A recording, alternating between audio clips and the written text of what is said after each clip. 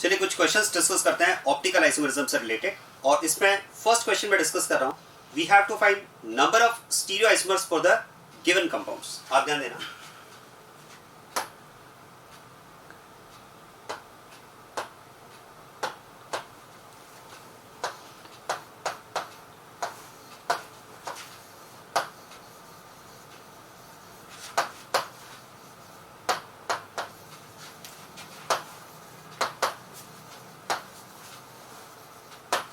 Number of stereo isomers for given compounds, और इसमें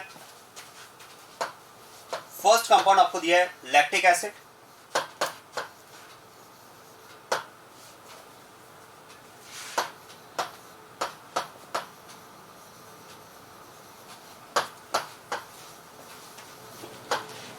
tartaric acid,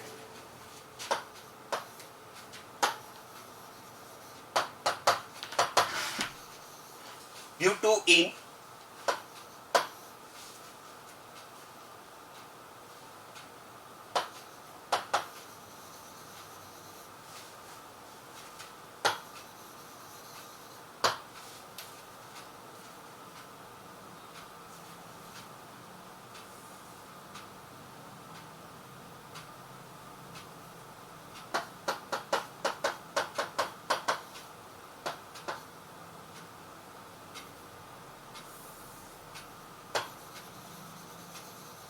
पेंटा 1,3,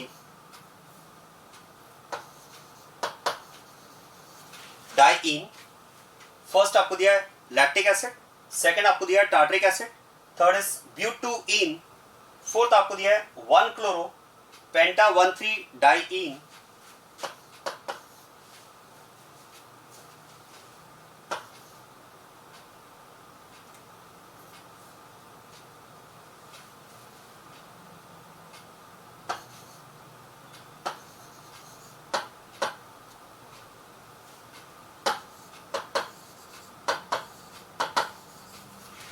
fifth आपको दिया है पेंट 3 इन 2 ऑल,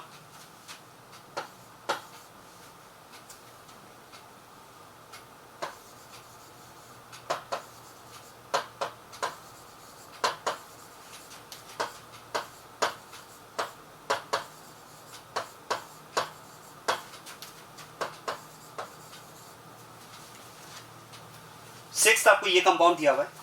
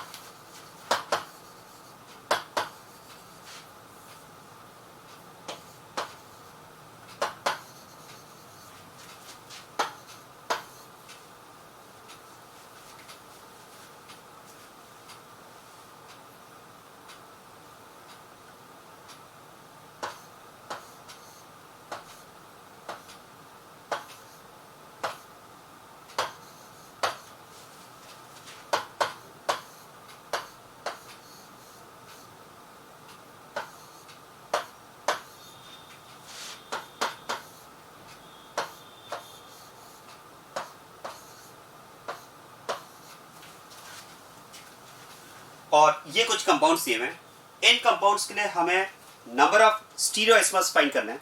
अब आप देखो, जब आपको बोला जाए नंबर ऑफ स्टीरियो आइसोमर्स, तो ध्यान देना, स्टीरियो आइसोमर्स में आपको GI एंड OI दोनों को इंक्लूड करके फाइंड करना होगा। भाई अगर आपको स्पेसिफिकली दिया जाए नंबर ऑफ ज्योमेट्रिकल आइसोमर्स, तब को कोई प्रॉब्लम ही नहीं है, या स्पेसिफिकली कहा जाए नंबर ऑफ ऑप्टिकल आइसोमर्स, तब भी कोई प्रॉब्लम नहीं है। लेकिन जब आपको टोटल स्टीरियो आइसोमर्स या number of stereo isomers find करने के लिए कहा जाए, तो ध्यान देना, stereo isomers will include GI and OI both. आप ध्यान दीजिएगा, वैसे तो स्टीरियो आइसोमेरिज्म की अगर बात की जाए तो इसमें एक और टाइप होती है कन्फर्मेशनल आइसोमेरिज्म, लेकिन जैसा कि मैंने आपसे पहले भी कहा, conformational isomers are not true isomers since they are interconvertible at room temperature. और वैसे भी आप सोचिए, कोई भी कंपाउंड अगर कन्फर्मेशनल आइसोमेरिज्म शो करता है तो उसके लिए जो पॉसिबल अरेंजमेंट्स होते हैं जो पॉसिबल कन्फर्मर्स होते हैं वो तो इनफाइनाइट कन्फर्मर्स होते हैं, तो उनको हम इसमें इंक्लूड नहीं करते हैं क्योंकि वो इंटर कन्वर्टेबल है। एक आइसोमर दूसरे आइसोमर में इटसेल्फ कन्वर्टेबल होता है, जबकि geometrical isomers are not itself convertible and optical isomers are not itself convertible. तो नंबर ऑफ स्टीरियो आइसोमर जब आपसे पूछा जाएगा तो इसमें आपको GI प्लस OI दोनों को इंक्लूड करके आंसर देना होगा। तो ये आप याद रखें, इस केस में we have to include geometrical isomerism and optical isomerism both. तो इसका मतलब आपको गिवन कंपाउंड में ज्योमेट्रिकल और ऑप्टिकल दोनों की साइड्स देखनी पड़ेंगी।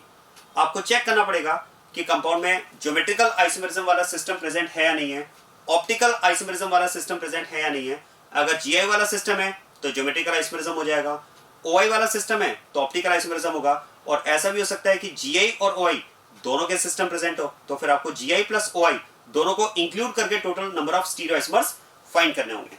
जैसे आप देखो, पहले बात करते हैं फर्स्ट एग्जांपल, लैक्टिक एसिड।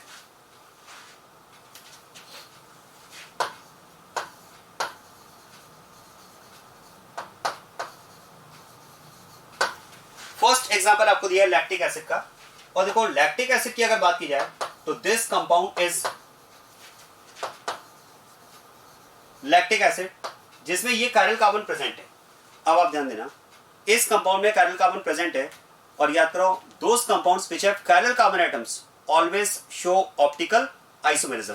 तो इस कंपाउंड में हम कह सकते हैं कायरल कार्बन प्रेजेंट है, मतलब ऑप्टिकल आइसोमेरिज्म का सिस्टम प्रेजेंट है।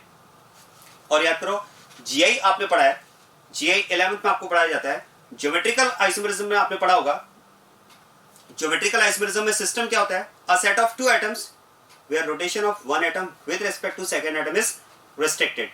ज्योमेट्रिकल आइसोमेरिज्म में सिस्टम ऐसे दो एटम्स का सेट होता है जहां पर एक एटम का दूसरे एटम के अबाउट रोटेशन रेस्ट्रिक्टेड होता है। और एक एटम का दूसरे एटम के अबाउट रोटेशन कब रेस्ट्रिक्टेड हो सकता है, जब या तो वो दो एटम्स मल्टीपल बॉन्ड के थ्रू बॉन्डेड हो। if two atoms are bonded through multiple bond, like if two atoms are bonded through double bond, we can say rotation of one atom with respect to second atom will be restricted। यहां पर rotation free नहीं होगा। This type of system, this set of two atoms will be considered as a system for GI। ऐसे system के about आप GI की बात कर सकते हैं। तो हमने कहा भी हमें ऐसे दो एटम्स का सेट रिक्वायर्ड होता है GI के लिए जहां पर रोटेशन रेस्ट्रिक्टेड होता है। और ऐसे दो एटम्स का सेट आपको कब मिल सकता है, या तो दो एटम्स मल्टीपल बॉन्ड के थ्रू बॉन्डेड हो, या फिर आप कह सकते हैं दो एटम्स रिंग में प्रेजेंट हो। आप ध्यान देना, अगर दो एटम्स, आप रिंग के दो एटम्स की बात करें, अगर दो एटम्स आप रिंग के ले लें, जैसे रिंग के ये दोनों एटम्स आप ले लें, तो क्या मैं कह सकता हूं इस एटम का इस एटम के अबाउट रोटेशन रेस्ट्रिक्टेड होगा। देखो रिंग में रोटेशन फ्री हो ही नहीं सकता। अगर मैं इस रिंग की बात कर रहा हूं, अब आप देखो, अगर मैं एक कार्बन का दूसरे कार्बन के अबाउट रोटेशन की बात करूं, मैं यहां पर इसको रोटेट करने की बात करूं, तो ये रोटेशन फ्री हो ही नहीं सकता, क्योंकि जैसे मैं इसको रोटेट करने की बात करूंगा, ये एक लिमिट तक आप इसको कुछ ट्विस्ट कर सकते हो रिंग को, लेकिन अगर आप इसको 100% कंप्लीट रोटेशन की बात करो, फ्री रोटेशन की बात करो, तो 0 से 360 आप इसको फ्रीली रोटेट नहीं कर पाओगे। ज्यादा अगर हमने इसको ज्यादा एनर्जी अप्लाई की तो फिर तो ये रिंग ही ब्रेक हो जाएगी इसमें। और रिंग अगर ब्रेक हो गई ओपन चेन, तो ओपन चेन में आप कह सकते हैं सिंगल बॉन्ड के अबाउट तो रोटेशन फ्री होता है। तो रिंग में आप कह सकते हैं ring will provide a system where rotation of one atom with respect to second atom will be restricted. तो रिंग में भी आप कह सकते हैं set of two atoms of a ring can also be considered as a system for GI। हर एक बात सोचिए, मैंने कहा भाई GI में सिस्टम क्या होता है, set of two atoms where rotation is restricted, जहां पर रोटेशन रेस्ट्रिक्टेड होता है। तो क्वेश्चन है कि जो सेट ऑफ टू एटम्स हम लेंगे, क्या रिंग में ये कंपलसरी है, या ओपन चेन में भी क्या ये कंपलसरी है कि वो दोनों एटम्स डायरेक्टली एक दूसरे से कनेक्टेड होना चाहिए? ऐसा कोई कंपलसरी नहीं है। देखो अगर मैं दो एटम्स की बात कर रहा हूं जहां पर एक एटम का दूसरे एटम के अबाउट रोटेशन रेस्ट्रिक्टेड हो, तो ध्यान देना वो दो एटम्स तो आप यहां पर ये भी ले सकते हो, ये भी एक सिस्टम आप कंसीडर कर सकते हो। यहां पर हम कह सकते हैं कि 1 का 2 के अबाउट और 1 का 3 के अबाउट रोटेशन रेस्ट्रिक्टेड है। वो तो कोई भी दो एटम्स का सेट आप ले सकते हो, ऐसा कंपलसरी नहीं है कि वो दोनों एटम डायरेक्टली बॉन्डेड हो। आप इन दो एटम्स का सेट ले सकते हो जहां पर एक एटम का दूसरे एटम के अबाउट रोटेशन रेस्ट्रिक्टेड है। आप चाहें तो 1-3 एटम्स का सेट भी बना सकते हैं, ये भी एक सिस्टम प्रोवाइड करेगा GI के लिए। क्योंकि यहां भी अगर मैं बात करूं तो इस थर्ड कार्बन का फर्स्ट कार्बन के अबाउट या फर्स्ट कार्बन का थर्ड कार्बन के अबाउट रोटेशन तो रिस्ट्रिक्टेड होगा। ये फ्रीली रोटेट हो ही नहीं सकता क्योंकि साइकिल है, रिंग है। अगर आप इसको ज्यादा रोटेट करने की कोशिश करोगे तो रिंग ब्रेक हो जाएगी। तो इसका मतलब अगर मैं जीआई के लिए सिस्टम की बात करूं तो two atoms, a set of two atoms which are bonded through multiple bond can be a system for GI where rotation will be restricted. या फिर आप कह सकते हैं a set of two atoms of a ring can be a system for GI because in that case also rotation will be restricted. तो देखो GI के लिए आप याद करें, GI के लिए आपको दो कंडीशन पढ़ाई जाती है। एक तो हमें सिस्टम मिलना चाहिए और दूसरा उस सिस्टम के दोनों टर्मिनल्स पर या सेलेक्टेड एटम्स जो हमने सिस्टम के लिए मैंने आपसे क्या कहा, देखो एक तो हमें सिस्टम मिलना चाहिए। अब सिस्टम क्या है? Set of two atoms where rotation is restricted. और इन्हीं दो एटम्स के लिए दूसरी रिक्वायरमेंट ये होती है कि रोटेशन तो रिस्ट्रिक्टेड होना ही चाहिए, इन्हीं दोनों एटम्स पर यूनिट्स भी इंडिविजुअली डिफरेंट होनी चाहिए। मतलब ये हुआ कि ये आप कह सकते हैं it is a set of two atoms where rotation is restricted. तो ये हो जाएगा जीआई के लिए system. This is system for GI. ये तो मेरी एक रिक्वायरमेंट कंप्लीट हो गई। अब जीआई के लिए सेकंड रिक्वायरमेंट ये भी होती है कि इस सेलेक्टेड सिस्टम पर, इस selected set of two atoms पर सिस्टम के दोनों टर्मिनल्स मैं कैसे कह रहा हूं? इन्हीं दो एटम्स को कह रहा हूं जहां पर रोटेशन रिस्ट्रिक्टेड है। ध्यान देना, the selected set of two atoms will be considered as terminals of the system. तो सेकंड रिक्वायरमेंट ये, पहली रिक्वायरमेंट पे रोटेशन रिस्ट्रिक्टेड होना चाहिए, तो ऐसा सिस्टम यहां पर प्रेजेंट है जहां पर रोटेशन रिस्ट्रिक्टेड है।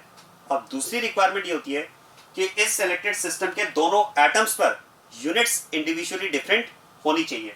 मतलब यहां पर अगर एक यूनिट ए है तो दूसरी यूनिट क्या होनी चाहिए?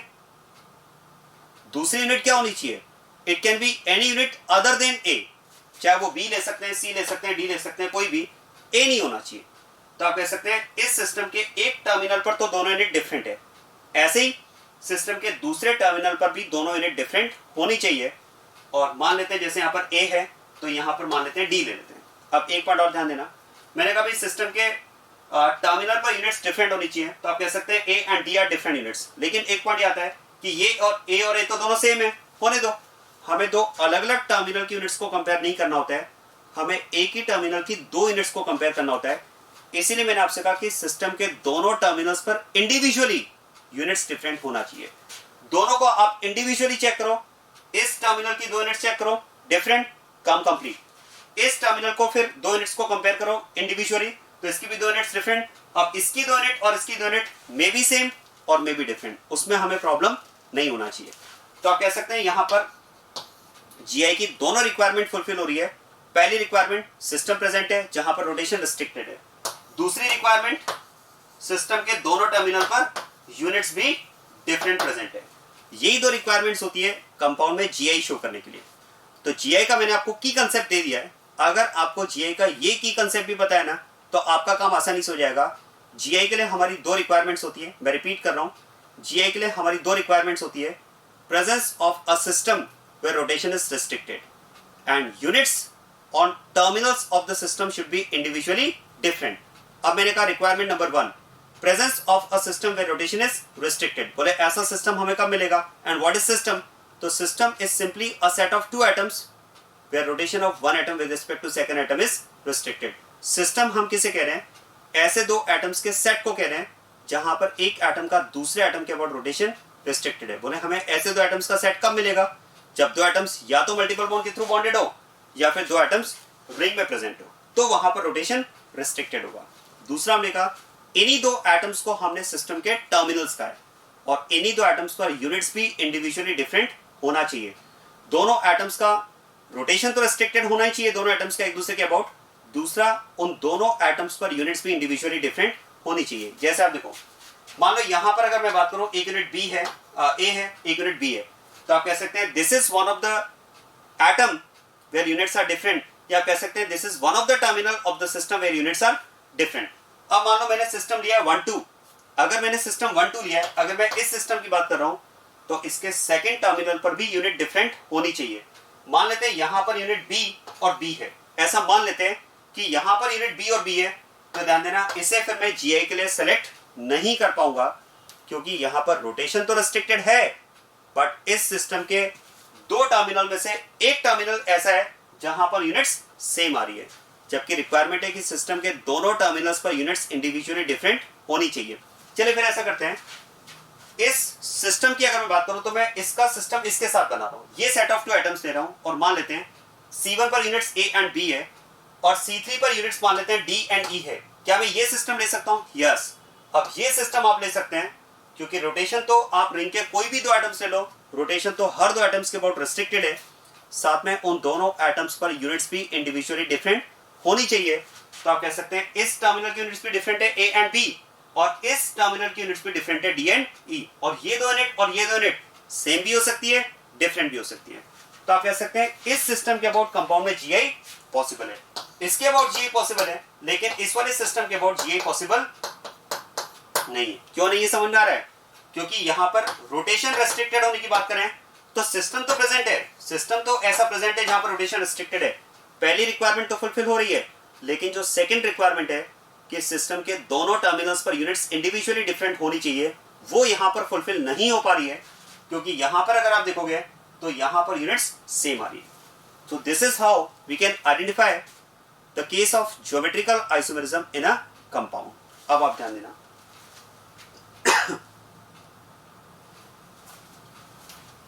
तो अब बात करते हैं लैक्टिक एसिड की। क्या हम बात कर सकते हैं लैक्टिक एसिड में ऑप्टिकल आइसोमेरिज्म का सिस्टम तो प्रेजेंट है, कायरल कार्बन, लेकिन यहां पर GI का सिस्टम प्रेजेंट नहीं है। ऐसे दो एटम्स का सेट जहां पर रोटेशन रिस्ट्रिक्टेड हो और उनके दोनों एटम्स पर यूनिट्स भी डिफरेंट हो, ऐसा कोई सिस्टम यहां पर अवेलेबल नहीं है। मतलब हम कह सकते हैं lactic acid will show optical isomerism but it cannot show geometrical isomerism. इस कंपाउंड में GI पॉसिबल नहीं है, OI पॉसिबल है। ये बात क्लियर? चलिए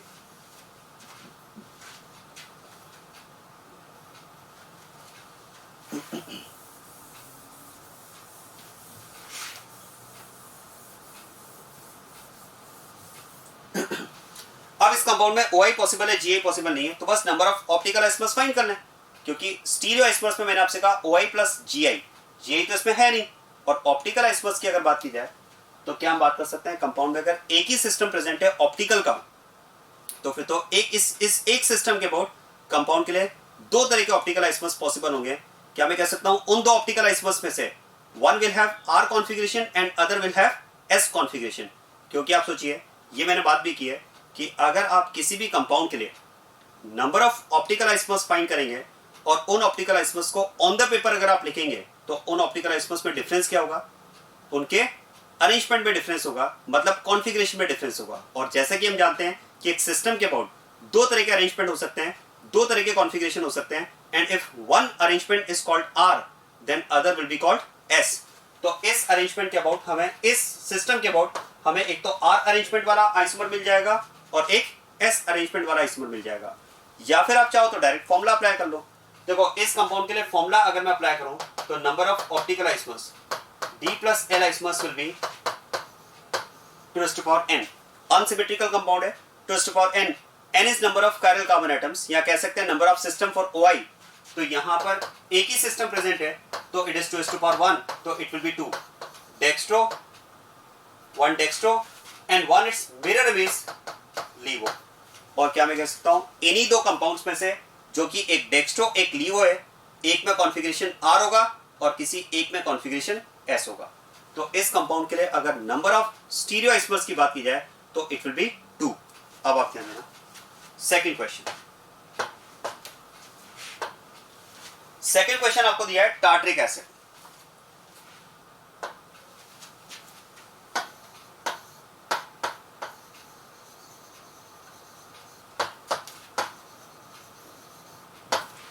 सेकंड क्वेश्चन आपको दिया है टार्ट्रिक एसिड, और टार्ट्रिक एसिड की अगर बात की जाए तो इसका स्ट्रक्चर हमारे पास ये रहेगा।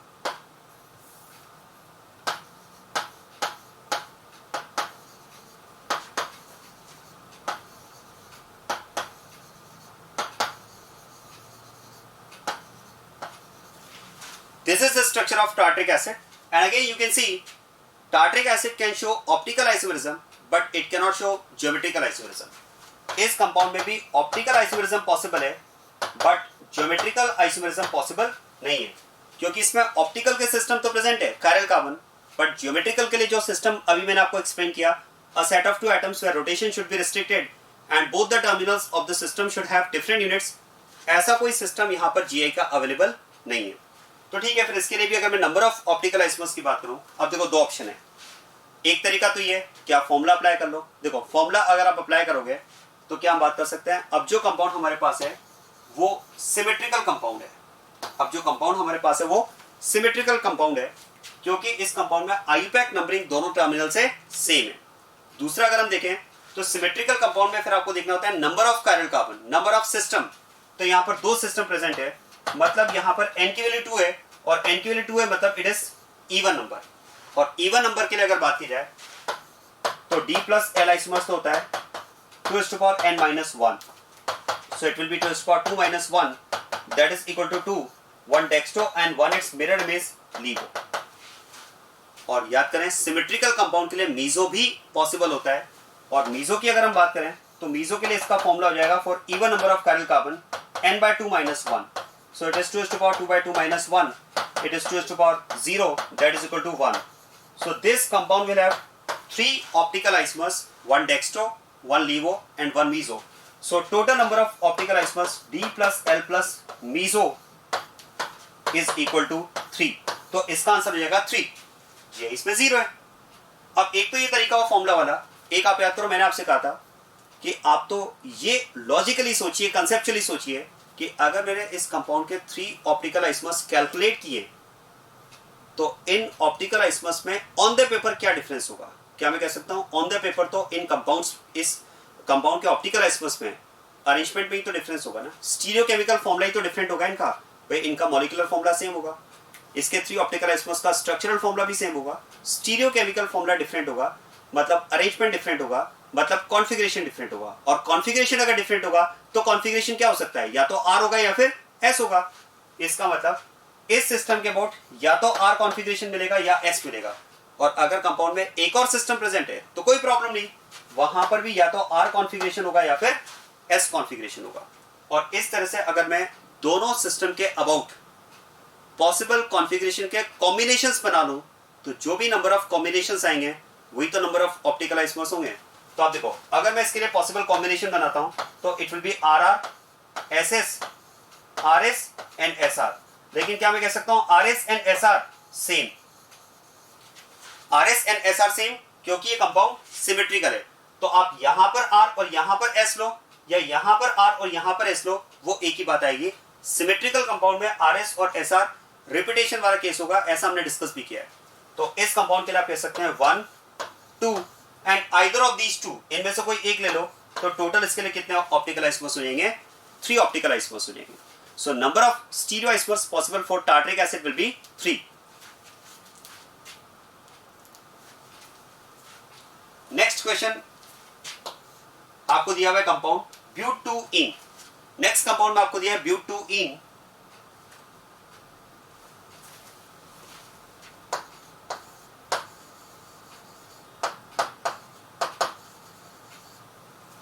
अब ब्यूटूइन की अगर बात की जाए तो ध्यान देना,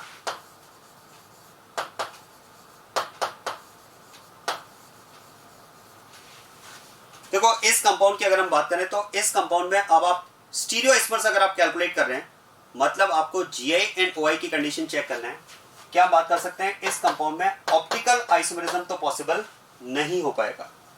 इस कंपाउंड में ऑप्टिकल आइसोमरिज्म पॉसिबल नहीं हो पाएगा क्योंकि आप देखो इसमें ऑप्टिकल का कोई सिस्टम प्रेजेंट नहीं है। और अगर हम बात करें ज्योमेट्रिकल आइसोमरिज्म की, yes this compound will show geometrical isomerism, क्योंकि अब हम कह सकते हैं this compound is having a set of 2 atoms where rotation of 1 atom with respect to second atom is restricted. और वो सेट ऑफ एटम्स क्या होगा, कार्बन डबल बॉन्ड कार्बन, क्योंकि मल्टीपल बॉन्ड से बॉन्डेड जो एटम्स होते हैं वहां पर मल्टीपल बॉन्ड के अबाउट रोटेशन रिस्ट्रिक्टेड होता है। और साथ में आप देखो रिक्वायरमेंट ये भी होती है कि सेलेक्टेड सिस्टम के दोनों टर्मिनल्स पर यूनिट्स भी इंडिविजुअली डिफरेंट होनी चाहिए। तो इस टर्मिनल पर आप कह सकते हैं CH3 and H units different है, और इस टर्मिनल के लिए भी आप कह सकते हैं CH3 and H units are individually different on both the terminals. तो यहां पर आप कह सकते हैं GI पॉसिबल है। तो अब इसके लिए हमें number of geometrical isomers calculate करना है। देखो जैसे ऑप्टिकल आइसोमर्स के लिए मैंने आपको फॉर्मूला बताया, वैसे ही ज्योमेट्रिकल आइसोमर्स के लिए भी फॉर्मूला होते हैं। मैं आपको फॉर्मूला बताता हूं उसका। देखो अगर बात की जाए नंबर ऑफ जीआई, तो डिपेंड करता है कंपाउंड कैसा है, सिमेट्रिकल या अनसिमेट्रिकल। ध्यान देना,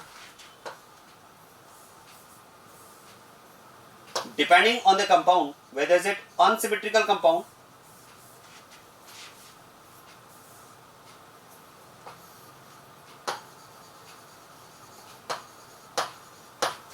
or symmetrical compound। और ध्यान देना यहां पर भी अनसिमेट्रिकल सिमेट्रिकल फिर से वही है आईयूपैक नंबरिंग के रिस्पेक्ट में। तो देखो अनसिमेट्रिकल कंपाउंड के लिए अगर बात की जाए तो total geometrical isomers will be 2n। And what is n? N is number of system where GI is possible.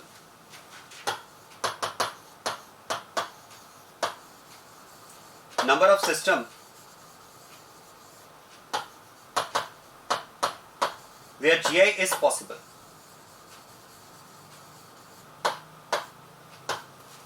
और अगर कंपाउंड सिमेट्रिकल है तो it will be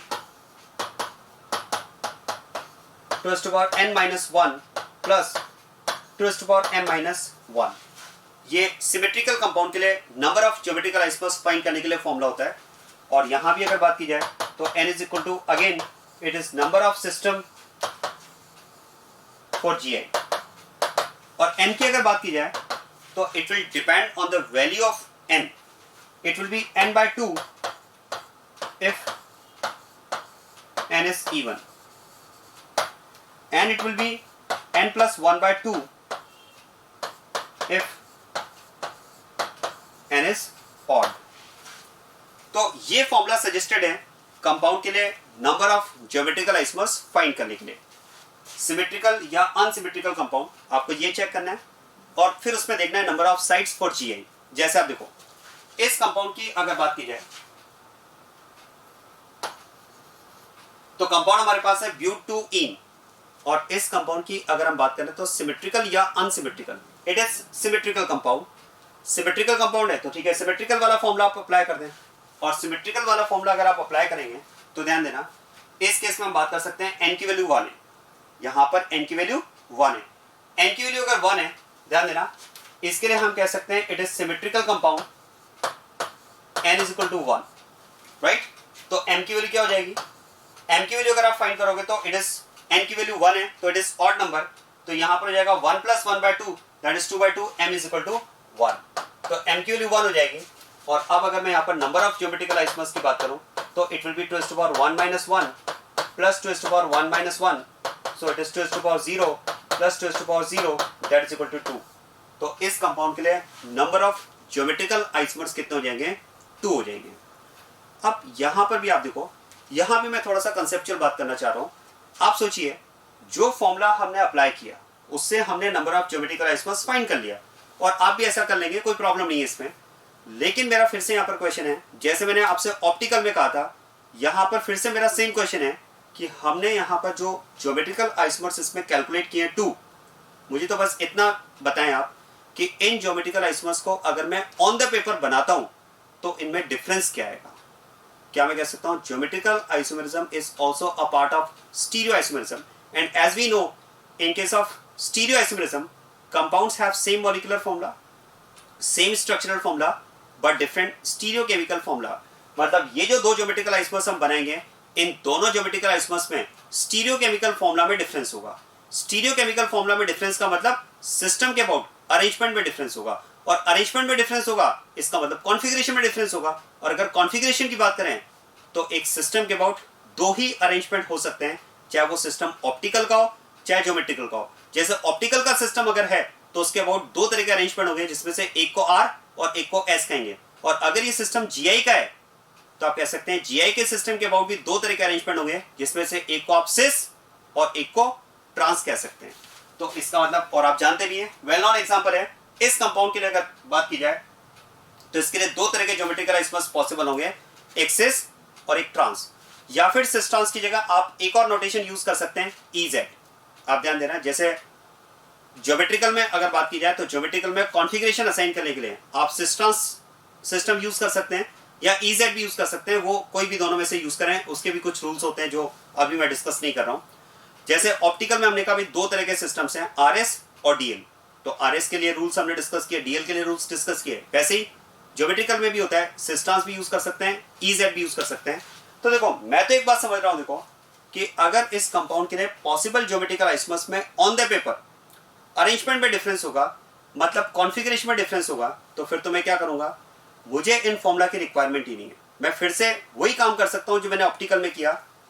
given compound में प्रेजेंट सिस्टम के अबाउट दो तरह के अरेंजमेंट्स हैं, दो तरह के कॉन्फ़िगरेशन है। एक को मैं अगर कॉन्फ़िगरेशन को ई, अगर एक अरेंजमेंट को ई तो दूसरे को जेड कहूंगा। और ऐसे जितने भी सिस्टम कंपाउंड में प्रेजेंट होंगे, हर सिस्टम के अबाउट दो तरह के अरेंजमेंट होंगे। तो फिर तो उन पॉसिबल अरेंजमेंट्स के अगर मैं कॉम्बिनेशंस बना लूं तो जो भी नंबर ऑफ कॉम्बिनेशंस होंगे वही तो नंबर ऑफ ज्योमेट्रिकल आइसोमर्स आएंगे।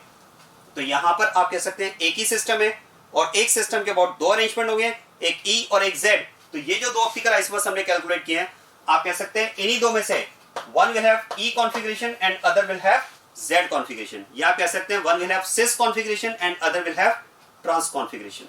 तो इस तरह से आप number of geometrical isomers direct calculate कर सकते हैं विदाउट यूजिंग दीज फॉर्मूला। और देखो मैं बताता हूं आपको, जैसे मान लो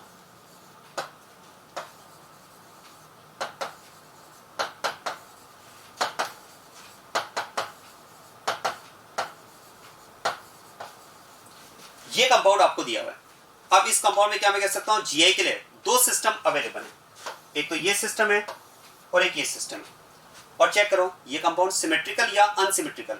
इट इज अनसिमेट्रिकल कंपाउंड, क्योंकि इस केस में भी आईयूपैक नंबरिंग अगर आप चेक करेंगे तो दोनों टर्मिनल्स में से डिफरेंस आ रहा है, दोनों टर्मिनल से आईयूपैक नंबरिंग में डिफरेंस आ रहा है, मतलब ये कंपाउंड अनसिमेट्रिकल है। देखो ये कंपाउंड अनसिमेट्रिकल है और इसमें नंबर ऑफ सिस्टम्स की अगर बात की जाए तो जीआई के लिए दो सिस्टम अवेलेबल हैं, मतलब n की वैल्यू 2 है।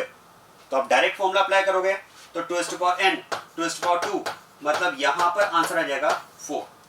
तो इस कंपाउंड के लिए आप कह सकते हैं 4 ज्योमेट्रिकल आइसोमर्स पॉसिबल है। ये तो एक तरीका हुआ, लेकिन लॉजिकली अगर आप सोचेंगे तो अगर इस कंपाउंड के लिए हमने 4 ज्योमेट्रिकल आइसोमर्स कैलकुलेट किए हैं तो मुझे तो बस आप ये बताइए कि इन 4 ज्योमेट्रिकल आइसोमर्स को अगर ऑन द पेपर बनाया जाए तो इनमें डिफरेंस क्या होगा। क्या मैं कह सकता हूं इस कंपाउंड में प्रेजेंट दो सिस्टम के अबाउट अरेंजमेंट में ही तो डिफरेंस होगा ना, कॉन्फ़िगरेशन में ही तो डिफरेंस होगा ना।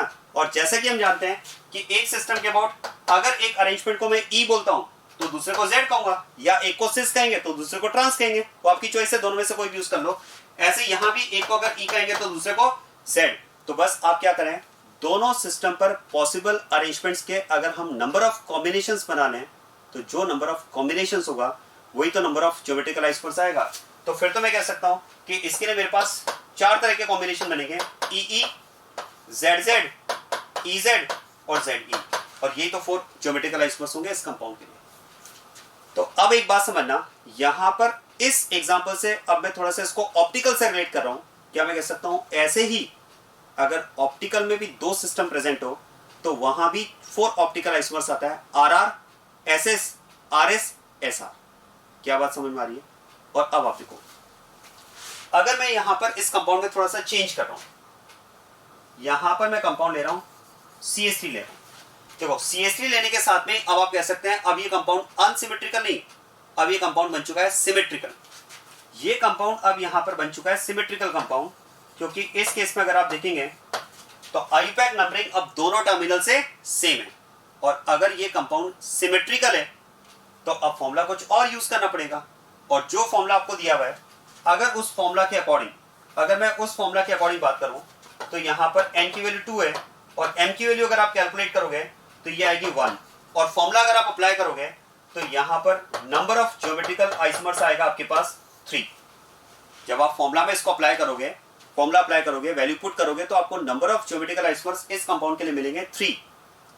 ये तो बात हो गई फॉर्मूला की। फिर से बात करते हैं कॉम्बिनेशंस की, जो कंसेप्चुअली मैं लॉजिकली डिस्कस कर रहा हूं कि मैं तो एक बात समझता हूं कि कंपाउंड चाहे सिमेट्रिकल हो चाहे अनसिमेट्रिकल हो, एक सिस्टम के अबाउट दो तरह के अरेंजमेंट्स बनेंगे, एक ई और एक जेड, या आप चाहो तो सिस्टम्स यूज कर लो। और ऐसे जितने भी सिस्टम्स प्रेजेंट होंगे, for every system we can have 2 types of arrangements, one E and other Z. तो यहां भी अगर दो सिस्टम प्रेजेंट है तो यहां भी दो तरह के अरेंजमेंट होंगे दोनों सिस्टम के अबाउट, ई जेड। और इसी तरह से अगर मैं यहां भी कॉम्बिनेशन बनाऊं तो 4 तरह के कॉम्बिनेशन बनेंगे, E Z Z, EZ and ZE, लेकिन यहां पर भी अगर बात की जाए तो EZ और ZE फिर से सेम कंपाउंड हो जाएंगे। यहां पर अगर हम बात करेंगे तो they will represent same compound, क्योंकि यहां भी तो वही सिमेट्रिकल वाला केस है ना। तो आप यहां पर E और यहां पर Z लो, या यहां पर Z और यहां पर E लो, एक ही तो बात होगी, क्योंकि आप इस साइड से नंबरिंग करो चाहे इस साइड से नंबरिंग करो, वो एक ही बात आएगी। आप समझे? अगर मैं कहता हूं कि यहां पर मान लेते हैं E कॉन्फ़िगरेशन है और यहां पर मान लेते हैं Z कॉन्फ़िगरेशन है, ध्यान देना, अगर मैं यहां पर E और यहां पर Z कॉन्फ़िगरेशन मान लूं तो आईयूपैक नंबरिंग के अकॉर्डिंग एक सिस्टम की पोजीशन 2 है और एक सिस्टम की पोजीशन 4 है। तो देखो, एक की पोजीशन 2 और एक की पोजीशन 4। अब मैं अगर कहता हूं कि 4 तरह के ज्योमेट्रिकल आइसोमर्स पॉसिबल हैं, 2E4E, 2Z4Z, 2E4Z और 2Z4E। अगर मैं 4 तरह के ज्योमेट्रिकल आइसोमर्स की बात करूं सिमेट्रिकल में, तो ध्यान देना, अगर मैं यहां पर इस कंपाउंड की नंबरिंग लेफ्ट साइड से स्टार्ट करता हूं तो मैं इसको क्या कहूंगा, अगर मैं इसकी नंबरिंग लेफ्ट साइड से स्टार्ट करता हूं तो ये हो जाएगा 2E4Z, राइट। अगर मैंने इसकी नंबरिंग लेफ्ट साइड से स्टार्ट की तो क्या हो जाएगा 2E4Z। तो चलो ये हो जाएगा 2E4Z, ये वाला कंपाउंड हो जाएगा 2E4Z, राइट। लेकिन अगर मैं इसी कंपाउंड की नंबरिंग राइट साइड से स्टार्ट कर दूं, पहले तो कर सकता हूं, नहीं कर सकता हूं, कर सकता हूं, यही तो सिमेट्रिकल का केस है कि दोनों साइड से नंबरिंग सेम आएगी। तो अगर मैं इसी कंपाउंड की नंबरिंग अपोजिट साइड से कर दूं 2, 3, 4, 5 एंड 6, यहां से अगर नंबरिंग कर दूं तो अब जिस कंपाउंड को मैंने 2E4Z लिखा था, अब मैं उसी कंपाउंड को क्या लिख सकता हूं, 2Z4E। 2Z4E, जरा देखो, यही तो 2Z4E है।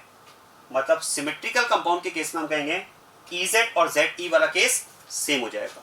बिल्कुल वैसे जैसे ऑप्टिकल में अगर हम बात करें एक सिमेट्रिकल कंपाउंड की, ध्यान देना, जैसे अभी मैंने आपको बताया कि ऑप्टिकल में अगर हम सिमेट्रिकल कंपाउंड की बात करें तो 4 कॉम्बिनेशन हम बना सकते हैं, RR, SS, RS, SR, लेकिन RS और SR यहां पर सेम होगा। बिल्कुल वैसे ज्योमेट्रिकल में भी तो वही कंसेप्ट आएगा ना। ज्योमेट्रिकल में भी आप कह सकते हैं कि कंपाउंड अगर सिमेट्रिकल है तो सिमेट्रिकल कंपाउंड में EZ और ZE वाला केस सेम होगा। ये ज्योमेट्रिकल आइसोमर्स को कैलकुलेट करने का कंसेप्ट मैंने आपको बताया। अब एक पॉइंट आप समझें, यहां पर बहुत ही इंपॉर्टेंट पॉइंट है। आप जरा सोचिए, क्या मैं कह सकता हूं सिस्टम चाहे GI का हो या सिस्टम चाहे OI का हो, समझना इस बात को अच्छे से, सिस्टम चाहे GI का हो या सिस्टम चाहे OI का हो, अरेंजमेंट तो दो ही बनेंगे। एक सिस्टम के अबाउट अरेंजमेंट तो दो ही होंगे। अगर वो GI का सिस्टम है तो उसमें से एक अरेंजमेंट को E और एक को Z कहेंगे, और अगर वो सिस्टम OI का है, तो वहां भी दो अरेंजमेंट बनेंगे जिसमें से एक को R और एक को S कहेंगे। तो क्या मैं कह सकता हूं, अगर मेरे पास कोई ऐसा कंपाउंड हो जिसमें GI के दो सिस्टम प्रेजेंट हो, अब समझना अच्छे से बात को, अगर मेरे पास एक ऐसा कंपाउंड हो जो कि अनसिमेट्रिकल हो, अगर मेरे पास कोई ऐसा कंपाउंड हो जो कि अनसिमेट्रिकल हो और उसमें अगर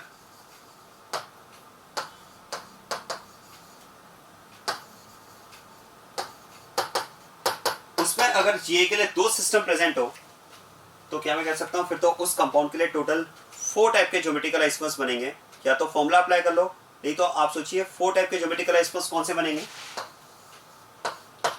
EE, ZZ, EZ and Z। क्या ये समझ में आया? क्योंकि एक सिस्टम के अबाउट दो तरह के अरेंजमेंट्स होंगे जिसमें से एक को E तो दूसरे को Z कहेंगे, और ऐसे अगर दो सिस्टम प्रेजेंट हो तो दोनों सिस्टम पर पॉसिबल अरेंजमेंट्स के अगर मैं नंबर ऑफ कॉम्बिनेशंस बनाऊं तो ये 4 कॉम्बिनेशंस आएंगे, राइट। अब जरा देखो, अगर हम बात करें number of system for OI, अगर कोई कंपाउंड अनसिमेट्रिकल है और उसमें मेरे पास ऑप्टिकल आइसोमेरिज्म के दो सिस्टम प्रेजेंट है, तो क्या मैं कह सकता हूं जैसे GI के लिए मैंने 4 ज्योमेट्रिकल आइसोमर्स की बात की, अगर ऑप्टिकल के लिए भी दो सिस्टम प्रेजेंट है तो यहां भी नंबर ऑफ ऑप्टिकल आइसोमर्स तो 4 ही आएंगे। केवल और केवल अंतर इतना होगा कि यहां पर जो पॉसिबल अरेंजमेंट्स होंगे उन अरेंजमेंट्स के लिए हम नोटेशन क्या यूज करेंगे, RR, SS, RS and SR। क्या ये बात समझ में आ रही है?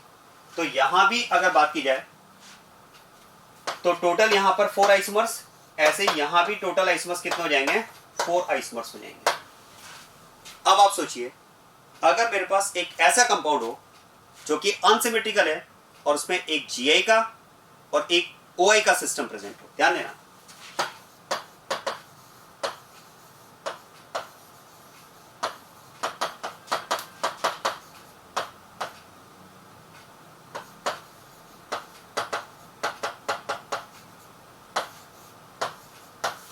अब मैंने ऐसा कंपाउंड लिया है जिसमें 2 सिस्टम प्रेजेंट है, लेकिन उन 2 सिस्टम में से एक GI का है और एक OI का है। मैं मिक्सिंग कर रहा हूं यहां पर।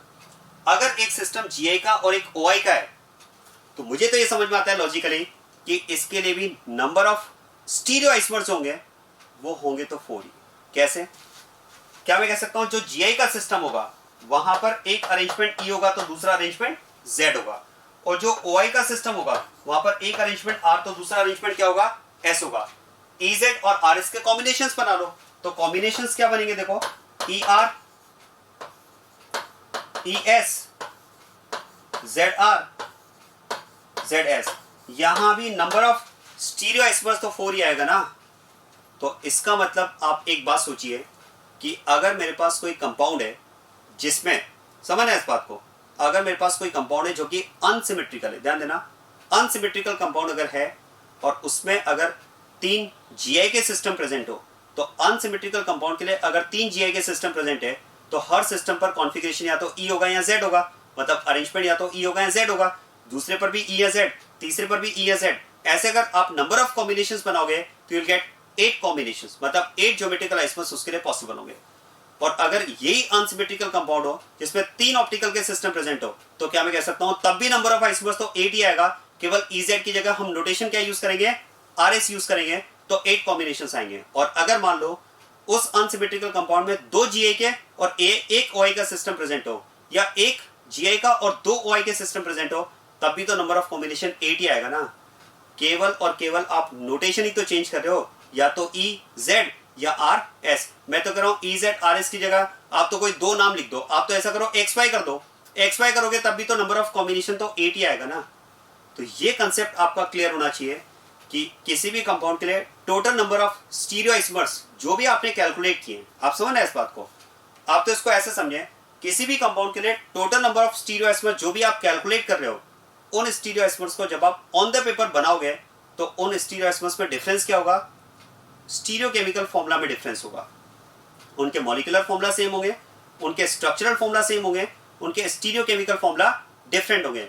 और अगर स्टीरियो केमिकल फॉर्मूला डिफरेंट होंगे तो मतलब अरेंजमेंट डिफरेंट होंगे, और अगर अरेंजमेंट डिफरेंट होंगे तो अगर वो सिस्टम GI का है तो या तो वो अरेंजमेंट E होगा या Z होगा, और अगर वो सिस्टम OI का है तो या तो अरेंजमेंट R होगा या S होगा। बस अब जितने भी सिस्टम प्रेजेंट है, चाहे वो GI के हो चाहे OI के हो, EZ या RS के रिस्पेक्ट में नंबर ऑफ कॉम्बिनेशन बना लो, वही नंबर ऑफ स्टीरियो आइसोमर्स आपको उस कंपाउंड के लिए मिल जाएंगे।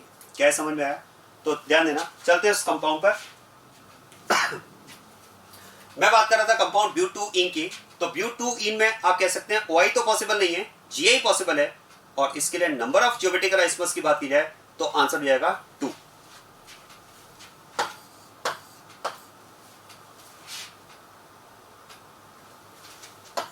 नेक्स्ट अब लेते हैं 1-chloro-penta-1,3 डाइईन।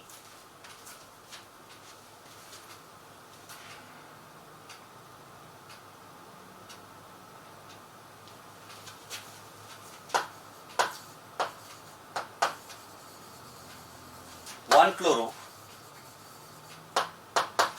पेंटा 1,3 डाइईन। अब जो कंपाउंड आपको दिया हुआ है, देखो पेंटा 5 कार्बन एटम्स की चेन आपको दी हुई है।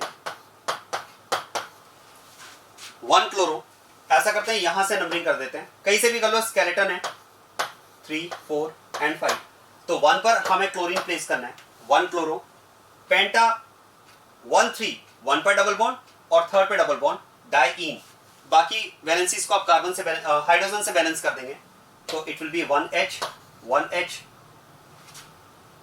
1H H and it will B C।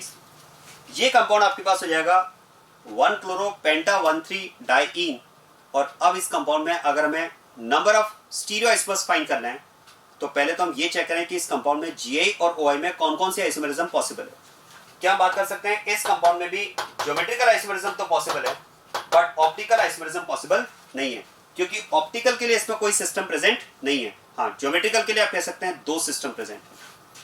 आप जरा देखो, इस सिस्टम के अबाउट रोटेशन रेस्ट्रिक्टेड है और इस सिस्टम के अबाउट भी रोटेशन रेस्ट्रिक्टेड है, और दोनों सिस्टम के टर्मिनल्स पर अगर आप यूनिट्स चेक करोगे तो यूनिट्स भी इंडिविजुअली डिफरेंट है। तो आप कह सकते हैं there are two systems available for GI. Optical के लिए इसमें सिस्टम है नहीं, इसका मतलब अब मैं इसमें जो number of stereo isomers calculate करूंगा वो आएगा नंबर ऑफ ज्योमेट्रिकल आइसोमर्स, क्योंकि ऑप्टिकल तो इसमें है नहीं। और नंबर ऑफ ज्योमेट्रिकल आइसोमर्स के लिए मैंने आपसे कहा आपके पास चॉइस है, या तो आप फॉर्मूला यूज कर लें, अनसिमेट्रिकल कंपाउंड के लिए नंबर ऑफ ज्योमेट्रिकल आइसोमर्स होगा 2n। तो ध्यान देना, जो कंपाउंड मैं यहाँ पर डिस्कस कर रहा हूँ दैट इज अनसिमेट्रिकल कंपाउंड, और इसके लिए नंबर ऑफ ज्योमेट्रिकल आइसोमर्स हो जाएगा 2n। तो इट विल बी 2n 2 दो सिस्टम प्रेजेंट है तो हो जाएगा 4। एक तो ये तरीका है, 4 आइसोमर्स हमने कैलकुलेट कर लिए, इस क्वेश्चन का आंसर हो गया। लेकिन जैसा मैंने आपसे कहा लॉजिकली तो क्या मैं कह सकता हूँ, ये जो 4 स्टीरियो आइसोमर्स हमने इस कंपाउंड के लिए कैलकुलेट किए, अगर मैं इन 4 स्टीरियो आइसोमर्स को ऑन द पेपर बनाऊंगा तो इन आइसोमर्स में क्या डिफरेंस होगा, डबल बॉन्ड के अबाउट, इस सिस्टम के अबाउट या तो अरेंजमेंट ई होगा या फिर जेड। आप चाहे तो सिस्टम्स भी यूज कर सकते हैं, वो आपकी चॉइस है, मैं ई जेड लिख रहा हूं उसमें। और अगर एक और सिस्टम प्रेजेंट है तो ठीक है, वहां भी अरेंजमेंट या तो ई होगा या फिर जेड होगा। अब जरा देखो, इन सिस्टम्स की अगर मैं आईयूपैक नंबरिंग की बात करूं तो एक की पोजीशन 1 और एक की पोजीशन 3 है, तो मुझे तो ऐसा समझ में आता है कि एक कंपाउंड तो मेरे पास ऐसा होगा जिसमें 1 पर ई कॉन्फ़िगरेशन होगा और 3 पर भी ई कॉन्फ़िगरेशन होगा, राइट। दूसरा कंपाउंड ऐसा होगा जिसमें 1 पर जेड और 3 पर जेड होगा। तीसरा कंपाउंड ऐसा होगा जिसमें 1 पर ई 3 पर जेड होगा, और चौथा कंपाउंड ऐसा होगा जिसमें 1 पर जेड 3 पर ई होगा। यही तो 4 कॉम्बिनेशन बनेंगे, यही 4 ज्योमेट्रिकल आइसोमर्स होंगे। चलिए ऐसा करते हैं, एक ज्योमेट्रिकल आइसोमर मैं आपको बनाकर बताता हूं इसका। देखो, इस कंपाउंड के लिए अगर बात की जाए तो one of the geometrical isomer for this compound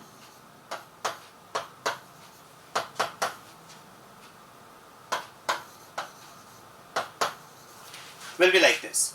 आप जरा देखो, अगर इस कंपाउंड की आप आईयूपैक नंबरिंग करते हैं तो यहां से हम इसकी नंबरिंग करेंगे, बिकॉज इस कार्बन चेन में इस टर्मिनल से डबल बॉन्ड नियर है। अब जरा देखो, यहां पर अगर हम बात करें तो जो इजेड कॉन्फ़िगरेशन असाइन करने का रूल है उसके अकॉर्डिंग अगर बात की जाए तो यहां पर कॉन्फ़िगरेशन आएगा ई और यहां पर कॉन्फ़िगरेशन आएगा जेड। और अब जरा ध्यान देना, इस डबल बॉन्ड की पोजीशन 1 है और इस डबल बॉन्ड की पोजीशन 3 है, तो आप इसके लिए लिख सकते हैं इसका कॉन्फ़िगरेशन क्या है, 1e 3z। इसका मतलब ये अगर 1e 3z है, मतलब आप कह सकते हैं 1e 3z ये वाला आइसोमर हो जाएगा। ये आइसोमर मैंने यहां पर बनाया।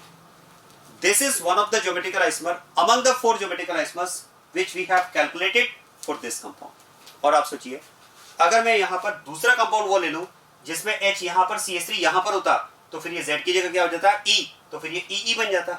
एक आप वो कंपाउंड लो जिसमें Cl यहां पर H यहां पर हो, तो ये Z हो जाएगा, तो ZZ बन जाएगा। और एक में ये भी चेंज कर दो, ये भी चेंज कर दो, तो ये ZE हो जाएगा।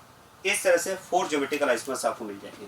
ये कंसेप्ट है, ये लॉजिकल बात है कि जो हमने नंबर ऑफ आइसोमर्स कैलकुलेट किए हैं उन आइसोमर्स पे ये डिफरेंस होगा। तभी तो मैं कहता हूं इस डबल बॉन्ड के अबाउट एक ई कॉन्फ़िगरेशन ले लो तो एक जेड ले लो, इस डबल बॉन्ड के अबाउट भी एक ई ले लो तो एक जेड ले लो, टोटल कॉम्बिनेशन बना लो, answer 4।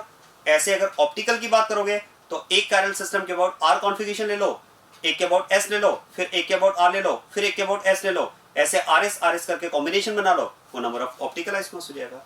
This is how we can calculate number of stereoisomers for the given compound. Next question.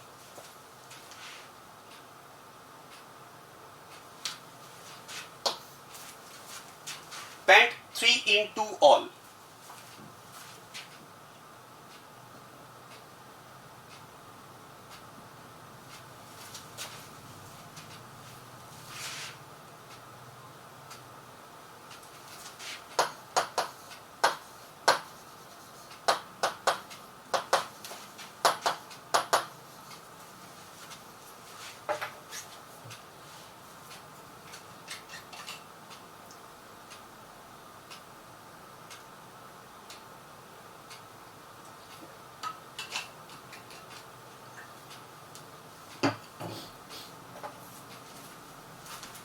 Compound आपको दिया हुआ है paint 3-इन-2-ऑल।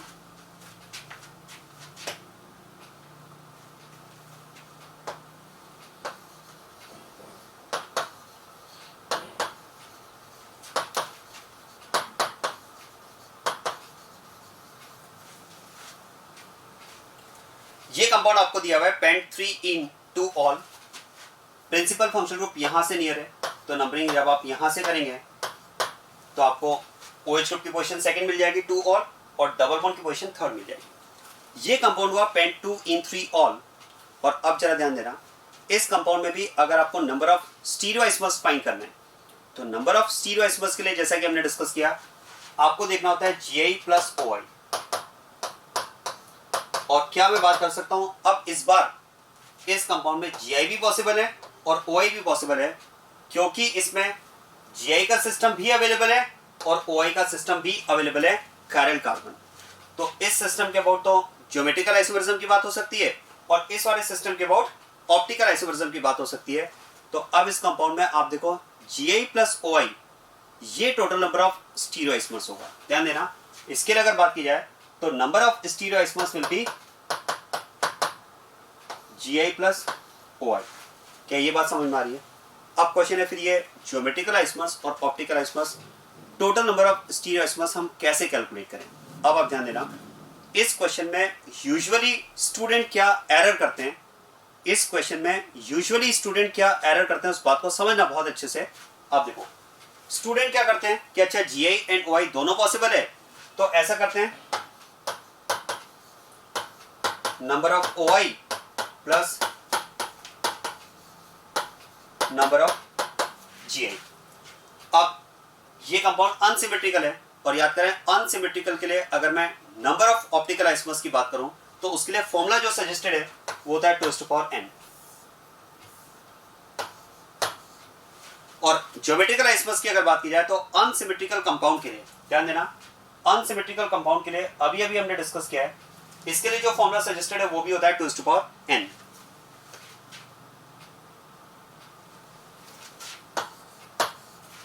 And n is number of system for OI, n is number of system for Gi।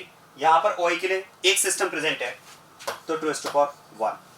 यहां पर Gi के लिए एक system present है तो 2n, तो जाएगा 2 2। और फिर हमने क्या किया, 2 OI और 2 Gi, और हम क्या करते हैं इसको प्लस और ये कर देते हैं 4। ध्यान देना, इस कंपाउंड के लिए अगर आप नंबर ऑफ स्टीरियोआइसोमर्स की बात करोगे तो आंसर तो 4 ही आएगा, लेकिन जो मैंने यहां पर जिस तरह से इसको कैलकुलेट किया है, ये कैलकुलेशन बिल्कुल गलत है। जिस तरह से मैंने इसे कैलकुलेट किया है, ये कैलकुलेशन बिल्कुल गलत है। देखो यहां पर हम क्या कर रहे हैं, Gi के लिए हमने एक अलग फॉर्मूला अप्लाई किया, OI के लिए हमने एक अलग फॉर्मूला अप्लाई किया, और इस तरह से हमने अलग अलग फॉर्मूला अप्लाई करके number of Gi and number of OI calculate किया और दोनों को सम करके नंबर ऑफ आइसोमर्स कैलकुलेट कर दिया, तो ये गलत है। देखो जब हम इसके लिए नंबर ऑफ आइसोमर्स कैलकुलेट करेंगे तो आंसर तो 4 ही आएगा। अब क्योंकि इसका आंसर 4 आता है तो हमें लगता है कि ठीक है ये 4 ही तो आ रहा है, सही तो है। देखो आंसर तो इसका 4 ही है, लेकिन कैलकुलेट करने का तरीका ये गलत है। मैं पैरेलल में एक और कंपाउंड लेता हूं तो उससे आपको समझ में आएगा।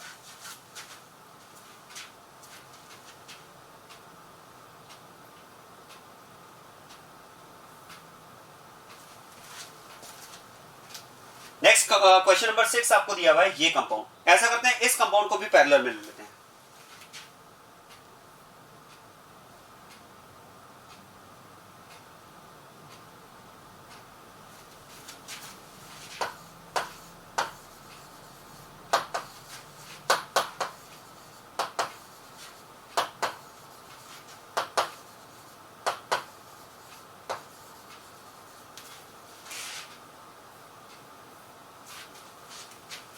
ये कंपाउंड मैंने लिया है क्वेश्चन नंबर 6 में जो आपको दिया हुआ है। इस कंपाउंड की अगर बात की जाए तो ये कंपाउंड आपके पास है क्वेश्चन नंबर 6 में। और अब आप देखो इस कंपाउंड में भी अगर आप देखेंगे तो this compound will also show Gi and OI। इसमें भी Gi और OI दोनों पॉसिबल है। ये Gi का सिस्टम है और ये इसमें 2 कायरल कार्बन OI के सिस्टम है। और यहां भी अगर नंबर ऑफ स्टीरियोआइसोमर्स की बात करें तो it will be Gi plus OI। और ध्यान देना अब जैसे मैंने आपको बताया प्रीवियस क्वेश्चन में कि हमने जीआई के लिए फॉर्मूला अप्लाई किया, ओआई के लिए फॉर्मूला अप्लाई किया, नंबर ऑफ स्टीरियो आइसोमर्स के लिए उसको ऐड कर दिया, नंबर ऑफ आइसोमर्स जो आए। यही काम अगर हम यहां भी करें तो देखो number of GI plus number of OI, again the compound is unsymmetrical. For unsymmetrical compound number of GI is 2 to the power n and number of OI is also 2 to the power n. n is number of system for GI, n is number of system for OI. GI के लिए इसमें एक system है तो 2 to the power 1 2, OI के लिए इसमें दो सिस्टम है तो 2 to the power 2 4, और यहां भी अगर मैं 2 + 4 करके इसको 6 कर दूं तो ध्यान देना ये तरीका भी गलत है और अब इस बार यहां पर आंसर भी गलत है। तरीका तो ये पहले भी गलत था, तरीका तो मैं आपको बोल ही रहा हूं कि ये गलत ही है मेथड, इस तरह से आइसोमर्स कैलकुलेट करना ही गलत है। लेकिन यहां पर बाय चांस जो इस कंपाउंड के लिए नंबर ऑफ आइसोमर्स आता है वो 4 आता है और वो 4 यहां पर मिल भी गया, बाय चांस यहां पर 4 मिल गया, लेकिन इस तरह से कैलकुलेट करना ही गलत था। और यहां तो अब मैं कहना चाह रहा हूं कि तरीका तो गलत है ही, इस बार आंसर भी गलत है, क्योंकि इस कंपाउंड के लिए अगर आप नंबर ऑफ आइसोमर्स की बात करोगे तो इसका आंसर आएगा 8।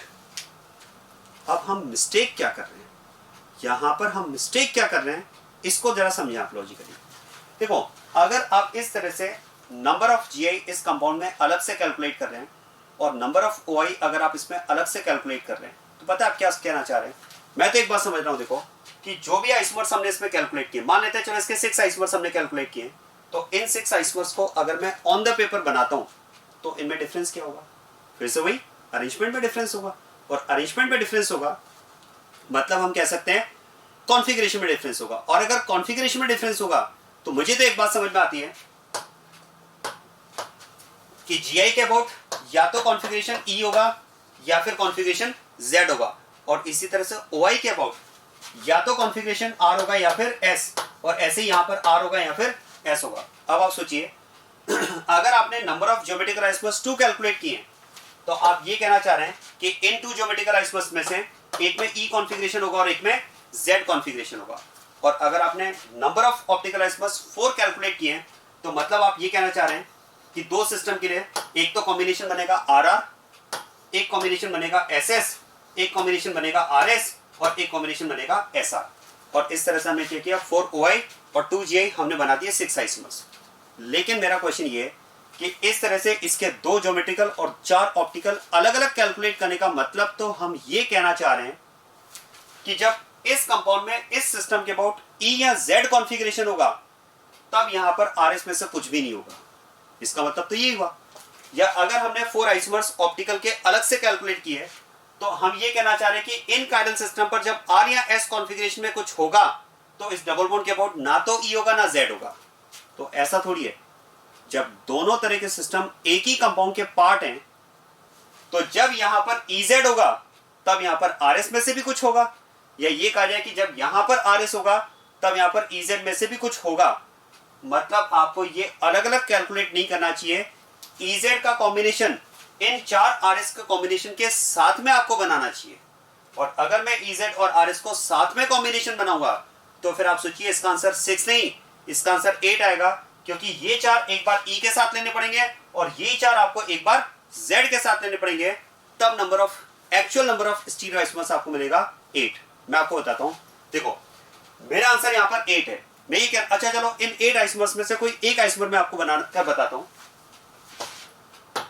यहां पर मेरा आंसर 8 है, मेरा आंसर यहां पर 6 नहीं है, ये कैलकुलेशन ही गलत है, तरीका तो गलत था ही, आंसर भी गलत आ गया इसमें। तो मैं तो ये कहना चाह रहा हूं कि जब इस कंपाउंड के मैं किसी एक स्टीरियो आइसोमर की बात करता हूं, अगर मैं इस कंपाउंड के किसी एक स्टीरियो आइसोमर की बात करता हूं तो वो एक स्टीरियो आइसोमर मुझे ऐसा मिलता है।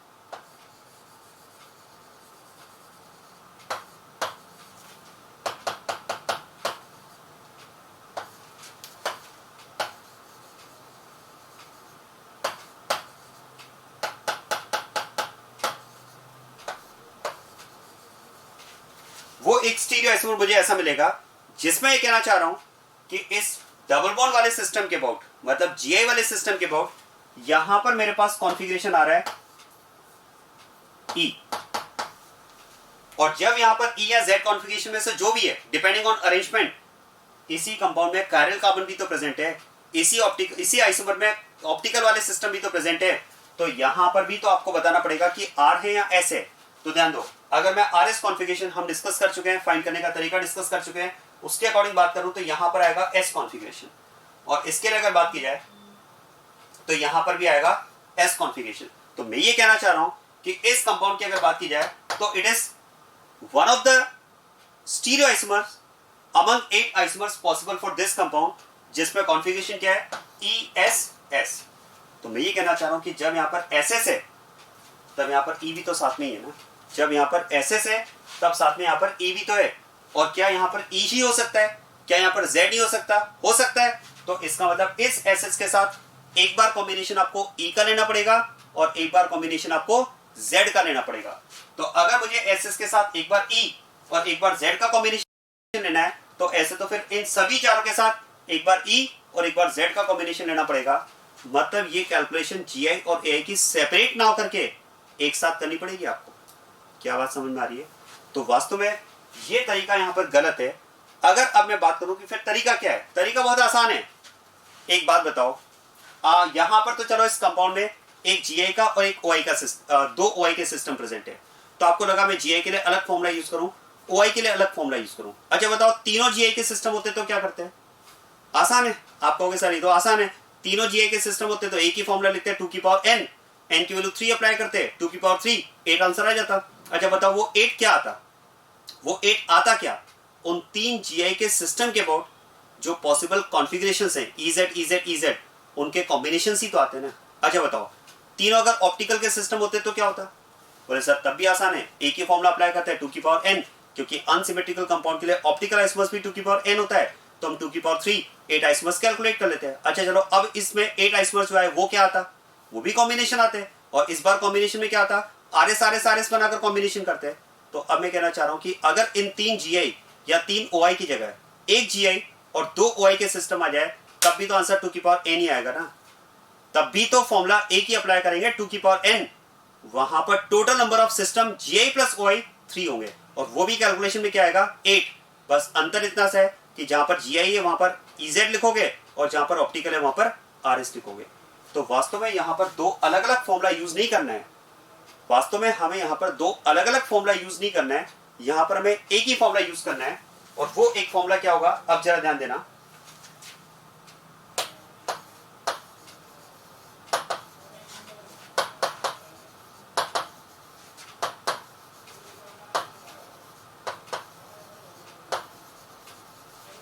अगर इस कंपाउंड में हम बात कर रहे हैं कि total stereo isomers that is equal to GI plus OI, it will be 2 to the power n. And what is n? N is number of system for GI plus OI, for GI and OI। ये यहां पर जो n होगा वो total number of system होगा including GI and OI, and this is for unsymmetrical compound। This is for unsymmetrical compound। अगर compound unsymmetrical है और उसमें GI और OI दोनों के सिस्टम प्रेजेंट है तो होने दो, फॉर्मूला तो एक ही अप्लाई करेंगे 2 की पावर n। और n की अगर मैं बात करूं तो यहां पर हम कह सकते हैं this is the system for GI and these are 2 systems for OI। मतलब यहां पर n की वैल्यू 3 है, तो फिर यहां पर टोटल स्टीरियो आइसोमर्स जो आएगा वो स्टीरियो आइसोमर्स आ जाएगा इसमें 2 to the power 3, मतलब यहां पर हो जाएगा 8। और अगर अब बात करें कि ये जो 8 आइसोमर्स हमने कैलकुलेट किए, इन 8 आइसोमर्स को अगर मैं ऑन द पेपर बनाता हूं तो उनमें क्या डिफरेंस होगा कॉन्फ़िगरेशन में। और हम जानते हैं कि जो GI वाला सिस्टम है वहां पर या तो कॉन्फ़िगरेशन E होगा या Z होगा, या चाहो तो सिस्टम्स लिख लो। और ऑप्टिकल वाले में या तो R होगा या S, ये भी ऑप्टिकल है तो R या S। अब जरा देखो, GI पर होगा E या Z और ऑप्टिकल पे क्या होगा R या S। तो बनाओ RR, SS, RS, SR। और अब जरा ध्यान देना, ये चार एक बार E के साथ में और ये चार एक बार Z के साथ में, तो 4 + 4 टोटल आइसोमर्स कितना आ जाएगा आपके पास 8 आइसोमर्स आ जाएगा। This is the right way to calculate the number of stereo isomers for this compound. आया समझ में? और इन्हीं 8 आइसोमर्स में से, मतलब देखो 8 आइसोमर्स समझ में आ रहा है कैसे, ERR, ESS E R S E S R, हो गए 4 ई के साथ। ऐसे ही Z R R, Z S S, Z R S, Z S R. और इन 8 में से एक आइसोमर मैंने आपको अभी भी बताया, ये वाला आइसोमर जो हो जाएगा क्या, E S S. E S S मतलब ये देखो ई और इसके साथ एस एस। इस तरह से हम टोटल नंबर ऑफ कॉम्बिनेशंस बनाएंगे तो 8 कॉम्बिनेशन आएगा। और इसी तरीके से आप देखो, अब इसी तरीके से यहां पर अगर बात की जाए तो ये गलत तरीका है। कंपाउंड की अगर हम बात करें तो हम कह सकते हैं कंपाउंड अनसिमेट्रिकल है, और अनसिमेट्रिकल के लिए टोटल स्टीरियोइसमर्स कितना हो जाएगा, 2n। n is number of system for Gi plus OI, दोनों मिला करके। तो इसमें 2 सिस्टम है तो n की वैल्यू 2 और n की वैल्यू 2 है, तो यहाँ पर जाएगा 2 दैट इज इक्वल टू 4। और जानना चाहते हैं 4 आइसोमर्स कैसे होंगे? 4 आइसोमर्स कैसे होंगे? एक Gi का सिस्टम है तो वहां पर कॉन्फ़िगरेशन E होगा या Z।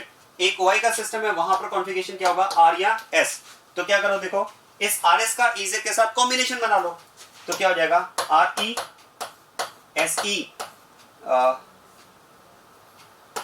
RZ और SZ, ये कॉम्बिनेशन आएगा। ये 4 आइसोमर्स इस तरह से कैलकुलेट होने चाहिए। तो अल्टीमेटली 2 अलग अलग फॉर्मूला नहीं, एक कॉमन फॉर्मूला आपको यूज करना होगा, क्योंकि Gi के सिस्टम हो चाहे OI के सिस्टम हो चाहे मिक्स सिस्टम हो, कॉम्बिनेशन तो एक साथ बनाओगे ना। और कॉम्बिनेशन एक साथ बनाओगे, और आप सोचिए चाहे Gi का सिस्टम हो चाहे OI का सिस्टम हो, अरेंजमेंट तो 2 ही है। इसीलिए तो हम उनको मिक्स करके एक साथ कैलकुलेट कर पा रहे हैं कि अगर मैं बात करता हूं 3 Gi के सिस्टम हो तब भी 8 आइसोमर्स आएगा अनसिमेट्रिकल कंपाउंड के लिए, 3 OI के सिस्टम हो तब भी 8 आइसोमर्स आएगा, और अगर एक Gi 2 OI हो या एक OI 2 Gi हो तब भी नंबर ऑफ स्टीरियो आइसोमर्स 8 ही आएगा। तो इस तरह से आपको एक कॉमन फॉर्मूला अनसिमेट्रिकल कंपाउंड के लिए यूज करना है, 2n, चाहे उसमें सारे Gi के सिस्टम हो चाहे सारे OI के सिस्टम हो या Gi प्लस OI के मिक्स सिस्टम। क्लियर बात है?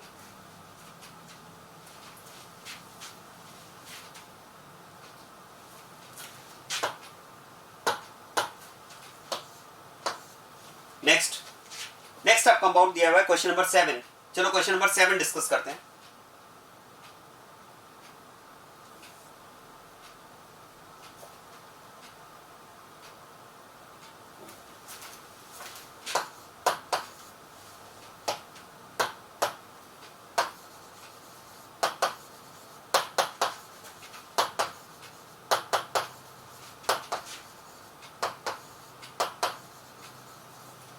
ये कंपाउंड आपको दिया हुआ है और इस कंपाउंड के लिए आपको नंबर ऑफ स्टीरियोइसमर्स फाइंड करना है।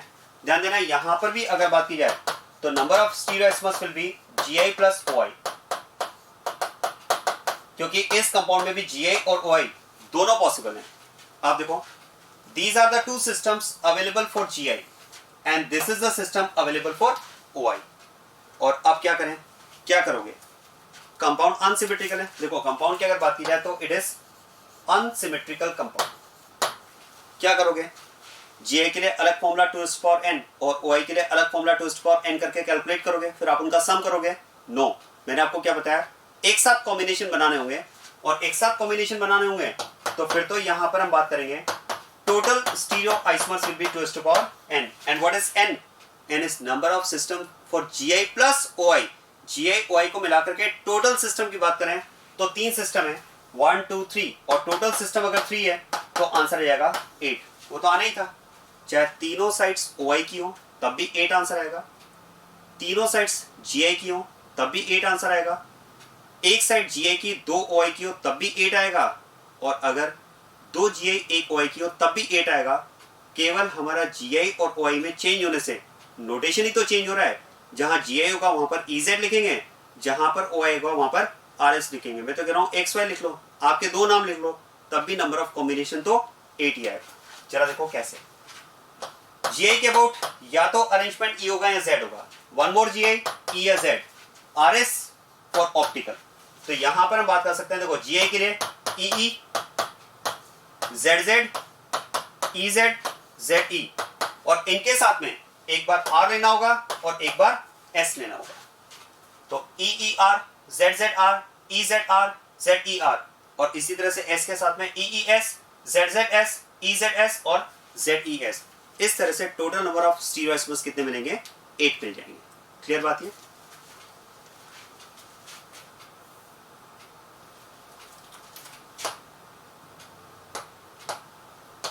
नेक्स्ट अब बात करते हैं क्वेश्चन नंबर 8 की। क्वेश्चन नंबर 8 में जो कंपाउंड आपको दिया हुआ है,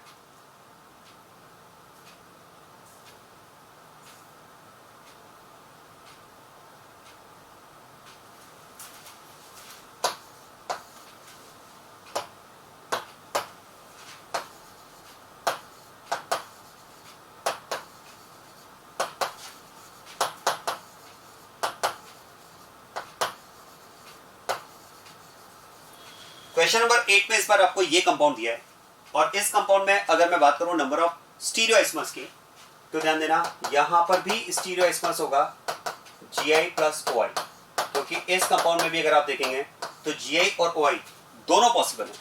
आप जरा देखो इस सिस्टम के अबाउट तो Gi and these are two chiral carbon atoms where optical isomerism will be possible. अब इस बार आप ध्यान देना यहां भी आप देखोगे तो कंपाउंड में Gi और OI दोनों के सिस्टम प्रेजेंट है, लेकिन इस बार जो कंपाउंड हमने लिया वो कंपाउंड लिया है सिमेट्रिकल। ध्यान देना, now this compound is symmetrical compound. क्या यहां पर फिर हम नंबर ऑफ सिस्टम, 3 सिस्टम, एक Gi और 2 OI के बेसिस पर, क्या यहां भी हम नंबर ऑफ स्टीरियोइसमर्स 2 की पावर n, 2 की पावर 3, क्या 8 आइसमर्स कहेंगे? नो। ध्यान देना इस बार वो फॉर्मूला 2 की पावर n यूज नहीं होगा। ध्यान देना इस बार जो फॉर्मूला 2 की पावर n हम यूज कर रहे थे वो यूज नहीं होगा। That is for which type of compound? That is for unsymmetrical compound. Symmetrical compound के लिए तो फॉर्मूला अलग आएगा। क्यों अलग आएगा? क्योंकि क्या मैं कह सकता हूं, अगर सिमेट्रिकल कंपाउंड हो और उसमें अगर 2 ज्योमेट्रिकल के सिस्टम हो या 2 ऑप्टिकल के सिस्टम हो, सिमेट्रिकल कंपाउंड हो और 2 ऑप्टिकल के सिस्टम हो, तो नंबर ऑफ कॉम्बिनेशन कितने बनेंगे? RR, SS, RS, SR। But RS और SR तो सेम हो जाता है ना सिमेट्रिकल में, और यही बात अनसिमेट्रिकल की हो तो RS और SR डिफरेंट होता है। तो अनसिमेट्रिकल में 4 आइसमर्स कैलकुलेट करते हैं, RR, SS, RS, SR, लेकिन सिमेट्रिकल के लिए 3, RR, SS, RS और SR में से कोई एक। तो सिमेट्रिकल और अनसिमेट्रिकल में ये डिफरेंस तो रहेगा ना, क्योंकि सिमेट्रिकल में कुछ रिपीटेशन वाले केस आते हैं। तो इसलिए अब मैं आपको एडवाइस करूंगा, ध्यान देना, इसलिए अब मैं आपको एडवाइस करूंगा कि अगर इस तरह से Gi और OI की साइड्स की मिक्सिंग हो, ध्यान देना इस तरह से अगर Gi और OI की साइड्स की मिक्सिंग हो और कंपाउंड अगर सिमेट्रिकल हो, तो आप फॉर्मूला को अवॉइड करो, आप फॉर्मूला से बचो। सिमेट्रिकल कंपाउंड अगर है और Gi और OI की इस तरह से मिक्सिंग है तो बेटर होगा, आप फॉर्मूला को अवॉइड करो, आप फॉर्मूला से बचो, डायरेक्ट कॉम्बिनेशन बनाओ, आपका आंसर हमेशा सही आएगा। मिस्टेक्स के चांसेस बिल्कुल मिनिमम हो जाएंगे। देखो हम तो एक बात जानते हैं कि इस कंपाउंड के जितने भी स्टीरियोइसमर्स बनेंगे उन स्टीरियोइसमर्स में ऑन द पेपर क्या डिफरेंस होगा? अरेंजमेंट में डिफरेंस होगा, मतलब कॉन्फ़िगरेशन में डिफरेंस होगा। और कॉन्फ़िगरेशन में क्या डिफरेंस होगा? ऑप्टिकल वाली साइड पर या तो R कॉन्फ़िगरेशन होगा या S होगा, ज्योमेट्रिकल वाली साइड पर या तो E होगा या Z होगा, और ऑप्टिकल वाली साइड पर या तो R होगा या फिर S होगा। और अब जरा ध्यान देना, पहले ऐसा करते हैं, ये 2 टर्मिनल वाली साइड्स ले लेते हैं, ऑप्टिकल वाली। तो यहां पर R, यहां पर R, S, S, R, S, S, R हो गया 4 कॉम्बिनेशन। और क्या मैं कह सकता हूं, जब यहां पर RR होंगे तो बीच में जो ज्योमेट्रिकल वाली साइड है वहां पर क्या कॉन्फ़िगरेशन होगा? या तो E कॉन्फ़िगरेशन होगा या फिर Z होगा। E कॉन्फ़िगरेशन और Z, E कॉन्फ़िगरेशन और Z, E कॉन्फ़िगरेशन और Z। और अब क्योंकि कंपाउंड सिमेट्रिकल है तो क्या मैं कह सकता हूं, RS और SR वाला जो पार्ट होगा वो सेम होगा। Either of these two they will represent same compound, ये यहां पर सेम हो जाएगा। और ये अगर कंपाउंड अनसिमेट्रिकल होता तो RS और SR वाले केस अलग होते तो फिर वहां पर नंबर ऑफ आइसमर्स जो आते हैं वो कितने आते हैं? 2 + 2 + 2 + 2 8 आते हैं। लेकिन क्योंकि सिमेट्रिकल वाला केस है तो RS और SR वाला केस सेम हो जाएगा, तो आइदर ऑफ दीज टू। तो फिर तो हम कह सकते हैं इसके करस्पॉन्डिंग हमें 2 आइसमर्स मिलेंगे। समझ में आ रहा है 2 आइसमर्स कौन से होंगे? RER, RZR, इसके करस्पॉन्डिंग भी 2, SES, SZS, और इनमें से कोई भी एक कॉम्बिनेशन ले लो, जैसे ये वाला लिया तो RES, RZS, इसके करस्पॉन्डिंग भी 2। और ये जो 2 होंगे, ये 2 और ये 2 तो सेम होंगे for symmetrical compound. And for unsymmetrical compound ये 2 अलग हो जाएंगे, डिफरेंट होंगे। तो यहां भी 2 लेकर उस केस में 8, और सिमेट्रिकल कंपाउंड है तो टोटल नंबर ऑफ स्टीरियोइसमर्स इसके लिए क्या आ जाएगा? 6 आ जाएगा। तो मैं आपको एडवाइस करूंगा कि Gi और OI की अगर इस तरह से मिक्स साइड्स हैं और कंपाउंड अगर सिमेट्रिकल है तो बेटर होगा आप फॉर्मूला को अवॉइड करें, इस तरह से कॉम्बिनेशन बना करके आंसर दें। हाँ, कंपाउंड अगर अनसिमेट्रिकल है कोई टेंशन नहीं, अनसिमेट्रिकल के लिए तो डायरेक्ट आप फॉर्मूला अप्लाई करो, two to power n, n is number of sides for gi plus oi, direct आप फॉर्मूला अप्लाई करके आंसर निकालो, कोई प्रॉब्लम नहीं है, वहां मिस्टेक्स नहीं होगी। सिमेट्रिकल वाले में फॉर्मूला में मिस्टेक्स के चांसेस हैं, इसलिए बेटर होगा आप इस तरह से कॉम्बिनेशन बना करके आंसर दो। और क्वेश्चन इसमें डिस्कस करेंगे आगे।